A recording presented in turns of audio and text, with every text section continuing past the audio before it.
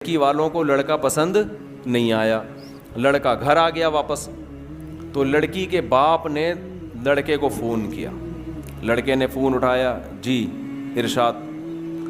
تو کہنے لگا بیٹا آپ ابھی ہمارے گھر آئے تھے نا میری بیٹی کے رشتے کے لیے, آپ وہی بات کر رہے ہیں؟ اس نے کہا جی میں وہی بات کر رہا ہوں. بیٹا میں آپ کو یہ بتانا چاہتا تھا کہ آپ مجھے بالکل بھی پسند نہیں آئے. اس نے کہا ٹھیک ہے انکل کوئی بات نہیں, اگر میں پسند نہیں آیا, آپ نے انکار کر دیا, کوئی ایسی بات نہیں.